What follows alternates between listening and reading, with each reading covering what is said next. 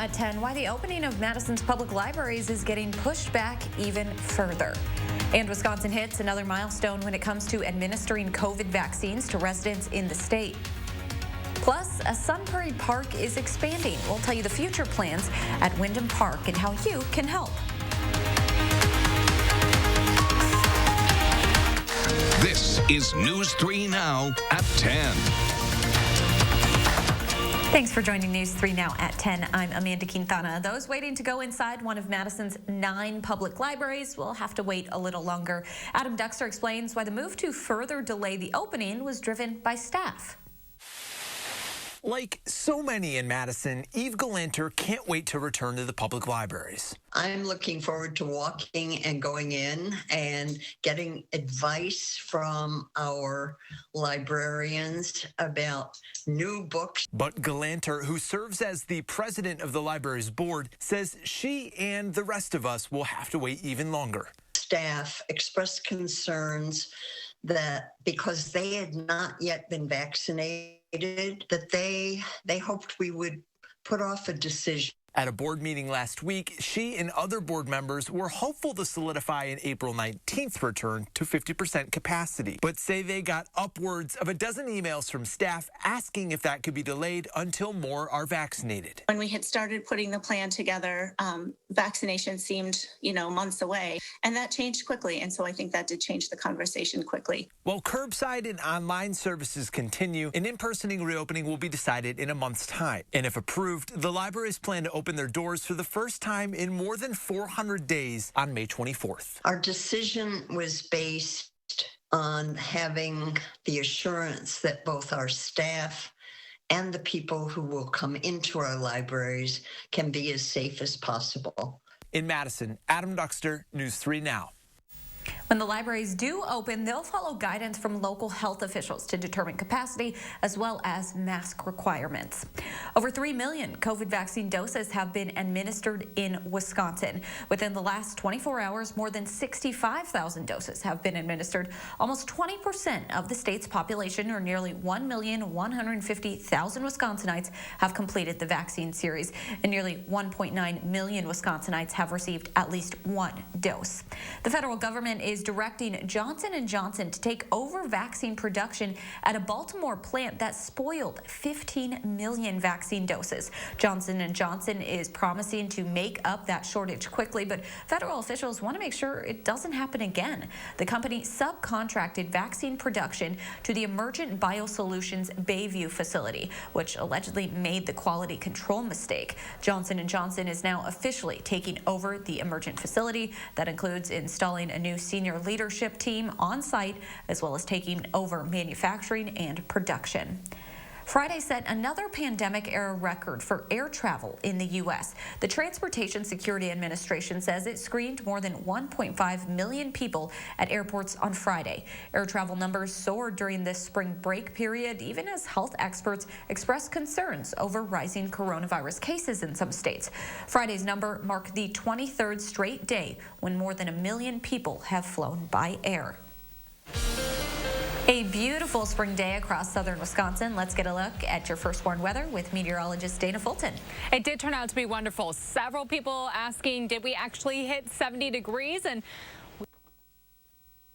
And we did hit a high of 72 today, about 20 degrees above the average. Our overnight low also a bit above average for us. And that pattern of being just really nice and mild and sunny will continue into our Easter Sunday. Right now we do have a light breeze. Overnight temperatures not dropping too much at about 48 in Madison, 50 in Janesville, about 16 degrees warmer than where we were at this time yesterday in Monroe. For your Easter Sunday, plan on temperatures yet again in the mid to low 70s. It will be partly sunny outside and very mild. Enjoy it because the work week is going to come along with some rain chances. We'll take a closer look at your full 10-day in just a few minutes. All right. Thank you so much, Dana. Authorities are searching for a motive in Friday's attack that left one Capitol officer dead. A U.S. official told the Associated Press the suspect, Noah Green, had been suffering from delusions, paranoia, and suicidal thoughts. 41-year-old Officer William Billy Evans, who was a father of 2, was killed and another officer injured when a blue sedan driven driven by Green plowed into them before hitting the deployable gate. Green attacked the officers, stabbing one in the face. Capitol Hill police shot Green, who later died at the hospital. Ohio Congressman Tim Ryan chairs the House subcommittee that oversees the Capitol Police. I think we'll be reviewing everything at this point, including the fencing. And the big concern I know for a lot of people are these kind of lone wolf attacks. Ryan says Congress needs to reach bipartisan agreement over security at the Capitol. President Joe Biden has ordered all flags be flown at half-staff until sunset on April 6th to honor the victims in the attack. A majority of the state is under a very high fire danger today and Sunday, according to the Department of Natural Resources. Today's weather with low humidity and high winds is dangerous for fires. The DNR says a fire can quickly start and spread under these conditions. The DNR asks that outdoor burning remains limited with no campfires to ensure that cigarettes are disposed of properly. There have already been 250 wildfires this year, and over 1,000 acres have been burned in Wisconsin. Milwaukee firefighters battled a fire at a recycling plant earlier today. It happened at Miller Compressions on West Bruce Street. Firefighters at the scene said that a giant pile of scrap metal was on fire. The cause of that fire is unknown. With a little help from its friends, the Prairie Parks Department has big plans to improve and maintain its spaces. Gabriella Becerra shares how you can help build their latest project. Even a windy day can't keep Windham Hills pickleball courts from filling up. Prairie Parks is trying to change that by adding 4 more courts, but Director Kristen Grissom says they can't do it alone. We can't rely on the tax base or park impact fees to accomplish all of those things. That's where Prairie Parks friends step in. They're fundraising half of the $120,000 expansion project. Vice President Bill Dunlop says it's important for those who use the parks to also improve and maintain them.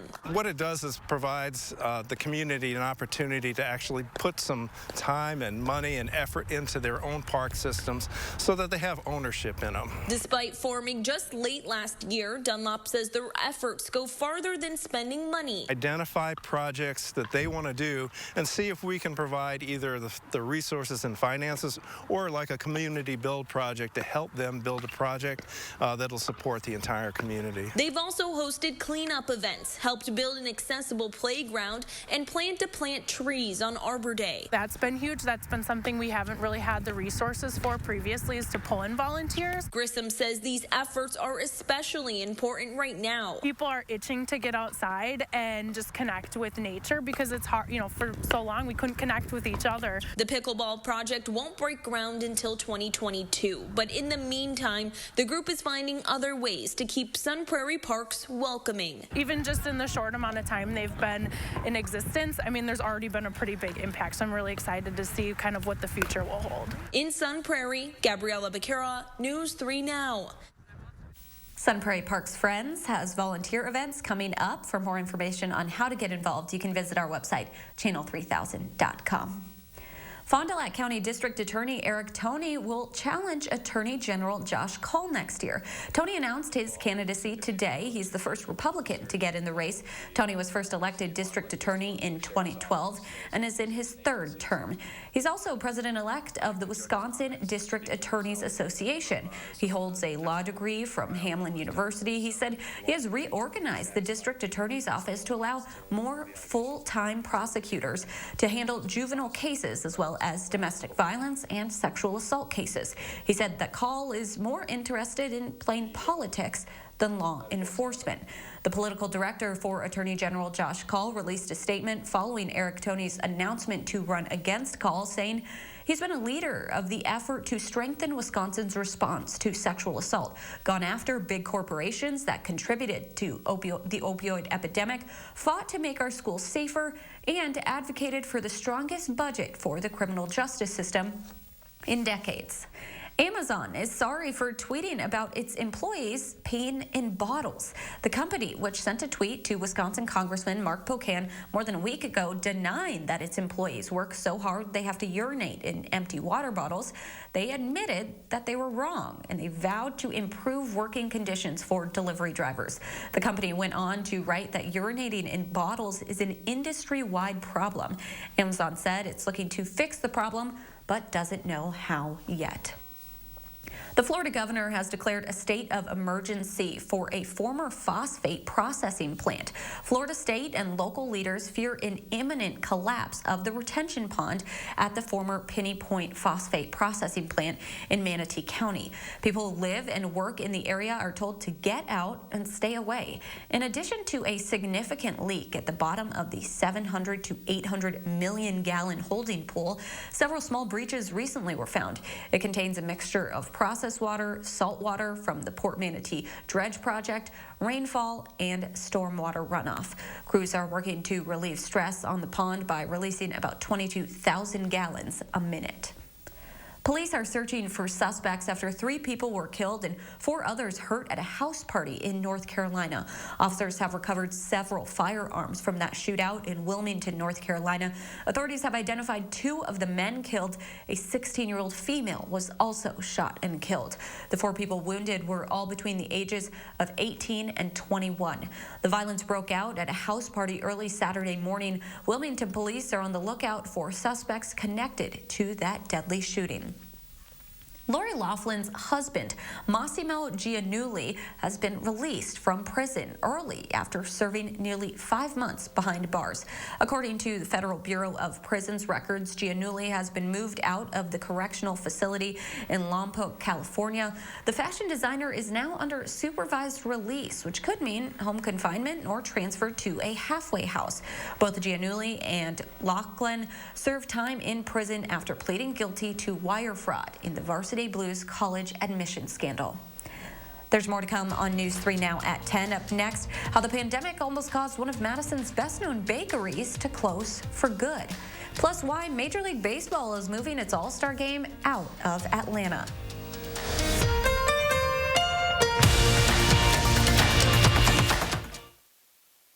Furnish your home in good taste with Pletz Furniture. Shop for new ideas from a large selection of quality name brands in stock and ready for delivery, including Lazy Boy, Sealy, and Amish-made furniture. Pletz Furniture in downtown Baraboo. Quality furniture at lowest prices. Wisconsin is a home of workers. We know what needs to get done, and we do it. Yet, we've been hit hard, some harder than others. Our contact may be limited, but we still can lift each other up. Your local Wisconsin energy and emergency rental assistance providers are working together to keep you safely in your home. You may not ask for it, but we want you to know we're here to help. At U.S. Cellular, we believe everyone deserves 5G. Not just New York and LA, but the millions of people in cities like yours, like Milwaukee, Knoxville, and Des Moines. That's why we're including 5G on all plans, no extra charge. Because everywhere matters, like Economawalk, Claysville, Prineville. U.S. Cellular has included 5G on all plans, no extra charge. Get unlimited data as low as $30 a month. U.S. Cellular. Step 1. Build a workhorse that works harder. Give it a letter.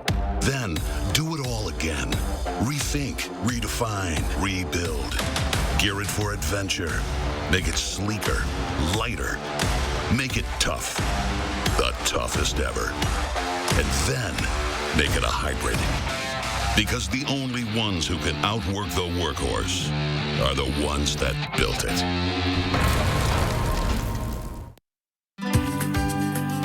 For more than a year now, our Pick and Save healthcare providers have worked on the front lines to help test, treat, and comfort our neighbors as part of our 22,000-member Kroger Health Team. And now, we're making our boldest commitment to date. We've increased capacity at all of our pharmacies to deliver 1 million COVID-19 vaccine doses per week, giving greater access to all Americans. Together, we're helping ensure that our better tomorrow begins today. Furnish your home in good taste with Pletz Furniture. Shop for new ideas from a large selection of quality name brands in stock and ready for delivery, including Lazy Boy, Sealy, and Amish-made furniture. Pletz Furniture in downtown Baraboo. Quality furniture at lowest prices. Wake up every morning with Chris Reese and his Plan Your Day forecast, designed to help you plan your day before you walk out the door. Plan Your Day with Chris, weekday mornings starting at 4:30 a.m. only on News 3 Now this morning. We have some breaking news. There's a large police presence right now at the BP on South Park Street in Madison. Dane County Dispatch says multiple shots were fired there. You're looking at a live look. Officers say a single victim was taken to the hospital. This is, of course, a developing story. We will have more information later and on channel3000.com. Easter weekend usually signals the return of nicer weather, but this year it signals even more for many local businesses, a return to normalcy, at least partially. Tomorrow's holiday is the busiest time of year at Classens Bakery, and our Christina Laurie explains the Middleton-based business almost didn't make it through 2020. When you hear the name Classens, you think bread, cakes, cookies, chocolate, but beneath all that, a family-focused business that can't fail until it almost did. I remember sitting in my office and it was dark. March 22nd, 2020, Michelle Classen was confused and concerned, so she picked up the phone. I said, our bakery's closed right now. I said, what do we do? And called her mom. And she said, just start over, Michelle. That's what she did, furloughing all but 5 employees and then slowly rebuilding piece by piece, bringing back one baker, then 2, one product, then another, replacing sneeze guards with prepackaged products. I would talk to myself driving to work all the time, shaking off self-doubt. I remember once I said, I'm too old for this stuff. While constantly thinking about what's next. It'll be interesting for me to step back and not think about everything he's changing. And just say, okay, this is good. This is for the future. Michelle's son will join the family business that her parents started more than 60 years ago when he graduates culinary school this May. I think after this whole year of what all happened, I'm worn out. I feel I'm like done. But I'm not done. Michelle quickly corrected me. Her son is not completely taking over the business just yet, but he is joining the team, which has grown from 5 to more than 40 employees over the past year. Reporting for Fox 47 News in Madison, I'm Christina Laurie.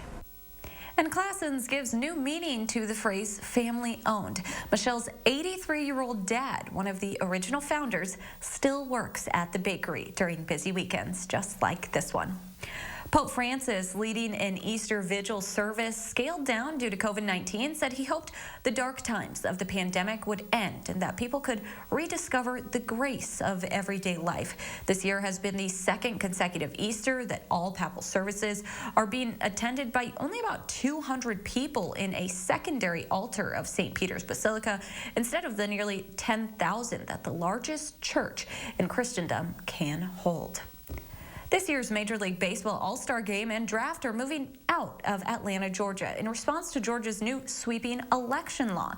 Georgia Governor Brian Kemp blames President Joe Biden and Stacey Abrams for the move.